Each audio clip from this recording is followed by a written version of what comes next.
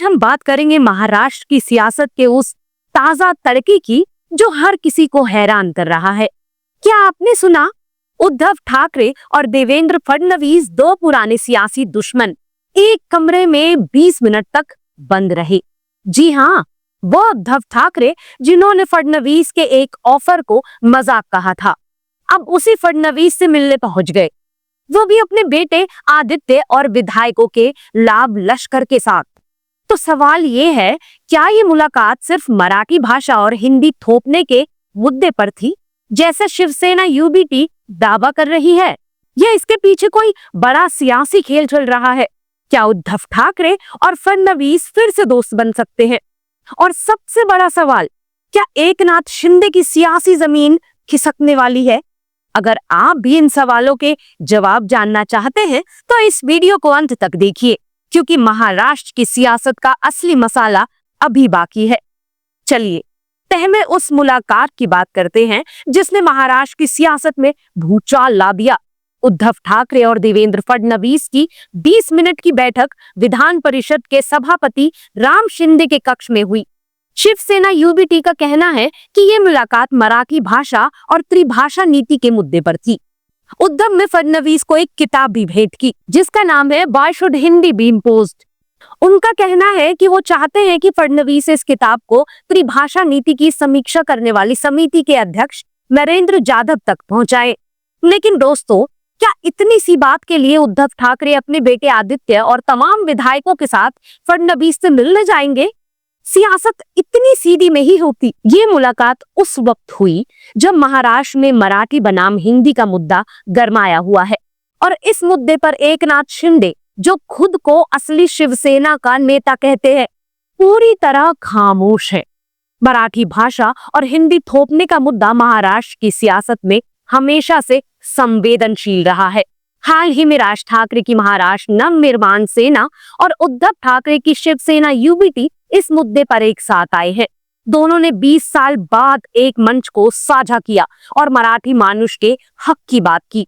लेकिन एकनाथ शिंदे, जिनकी सियासी बुनियाद ही मराठी अस्मिता पर टिकी है, इस मुद्दे पर चुप क्यों है?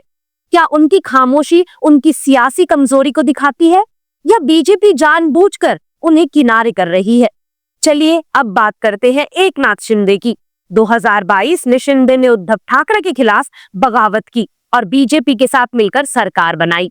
लेकिन 2024 के विधानसभा चुनावों में बीजेपी ने 132 सीटें जीतकर साफ कर दिया कि अब वो महाराष्ट्र में बिग बॉस है। शिंदे की शिवसेना को 57 और अजीत पवार की एनसीपी को 41 सीटें मिली। लेकिन बीजेपी को इन दोनों की जरूरत अब उतनी नहीं जितनी पहले थी। शिंदे की मुश्किलें और बढ़ी और उनके कुछ विधायकों और मंत्रियों के विवाद सामने आए। मसलन संजय गायकवाड़ ने एक कैंटीन कर्मचारी को पीट दिया और संजय शिरसत का पैसों की बोरी वाला वीडियो वायरल हुआ। बीजेपी ने इन विवादों से दूरी बनाई और शिंदे को चेतावनी दी कि वो अपने नेताओं को कंट्रोल करे। ऐसे में बीजेपी और फडणवीस का उद्धव ठाकरे से नजदीकी दिखाना क्या शिंदे का संदेश है? क्या बीजेपी शिंदे को किनारा करके उद्धव के साथ नया गठजोड़ बनाने की सोच रही है? उद्धव ठाकरे के लिए ये सियासी समीकरण आसान नहीं है। 2019 में उद्धव ने बीजेपी के साथ गठबंधन तोड़ा और कांग्रेस एनसीपी के साथ मिलकर महाविकास आघाड़ी यानी कि एमवीए बनाई। लेकिन 2022 में शिंदे की बगावत में उनकी सरकार गिरा दी। उद्धव इसे कभी नहीं भूल सकते। शिंदे का कहना है कि उद्धव ने 2019 में फडणवीस को धोखा दिया, जब उन्होंने गठबंधन के बावजूद बीजेपी को छोड़कर कांग्रेस के साथ सरकार बनाई। शिंदे ने हाल ही में विधान परिषद में कहा कि फडणवीस ने उद्धव को 40 से 50 बार फोन किए, लेकिन उद्धव ने जवाब नहीं दिया। लेकिन उद्धव का गुस्सा शिंदे पर ज्यादा है, क्योंकि शिंदे ने उनकी पार्टी तोड़ी। ऐसे में क्या उद्धव बीजेपी के साथ फिर से हाथ मिलाने को तैयार होंगे, सिर्फ शिंदे को किनारे करने के लिए? वैसे भी बीजेपी को जितना एकनाथ शिंदे से चाहिए था उतना उनको मिल चुका है। अब बीजेपी भी एकनाथ शिंदे को बेमन से एक तरीके से ढो रही है। ये बात उप मुख्यमंत्री एकनाथ शिंदे जान रहे हैं, इसलिए मुंबई से दिल्ली उनका भी आना जाना लगा हुआ है। उद्धव ठाकरे के पास भी एकनाथ शिंदे से स्कोर सेटल करने का एक अच्छा मौका है। तो हो सकता है देवेंद्र फडणवीस के साथ हाथ मिलाने से अगर एकनाथ शिंदे को साइडलाइन पूरी तरीके से किया जा सकता है और पैकेज डील में अगर सरकार में भी आ सकते हैं, तो ये मौका तो उद्धव ठाकरे भी नहीं छोड़ना चाहेंगे। अब बात बीजेपी की। फडणवीस जानते हैं कि 2025 में होने वाले बीएमसी और अन्य स्थायी निकाय चुनाव महाराष्ट्र की सियासत का भविष्य तय करेंगे। बीजेपी पहले ही 2015 से 2018 के स्थानीय चुनावों में 27 में से 16 नगर निगमों में सबसे बड़ी पार्टी बनी थी। वो चाहते हैं कि बीएमसी पर उनका कब्जा हो, जो शिवसेना का गढ़ रहा है।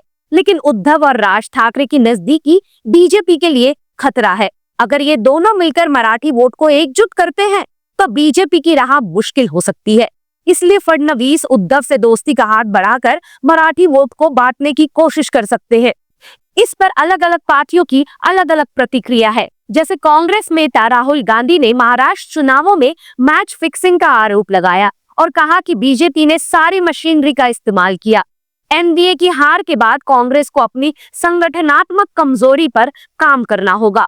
वहीं एनसीपी से शरद पवार ने कहा कि लड़की बहन योजना और धार्मिक ध्रुवीकरण में महायुति की जात में भूमिका निभाई। वो अपनी पार्टी को फिर से मजबूत करने की बात कर रहे हैं। वहीं दूसरी ओर अजीत पवार ने फडणवीस को सीएम बनाने का समर्थन किया और खुद सीएम की रेस से बाहर हो गए। उनकी रणनीति साफ है, वो बीजेपी के साथ रहकर अपनी सियासी जमीन बचाना चाहते हैं। तो वहीं एमएनएस से राज ठाकरे ने उद्धव के साथ मराठी अस्मिता के लिए एकजुट होने की बात की, लेकिन उनकी पार्टी 2024 के चुनावों में एक भी सीट नहीं जीत सकी। दोस्तों, महाराष्ट्र की सियासत अब एक नए मोड़ पर है।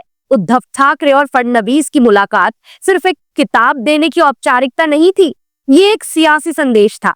शिंदे के लिए, बीजेपी के लिए और शरद एनडीए के लिए भी। अगर उद्धव और फडणवीस फिर से करीब आते हैं तो ये ना सिर्फ शिंदे के लिए बल्कि एनडीए के लिए भी बड़ा झटका होगा। लेकिन सवाल ये है, क्या उद्धव अपनी पुरानी दुश्मनी भूलकर बीजेपी के साथ जाएंगे या वो राज ठाकरे के साथ मिलकर मराठी अस्मिता की लड़ाई को और तेज करेंगे? और सबसे जरूरी, क्या शिंदे अपनी सियासी जमीन बचा पाएंगे व बीजेपी उन्हें किनारा कर देगी? तो दोस्तों, महाराष्ट्र की सियासत का असली रहस्य अभी बाकी है।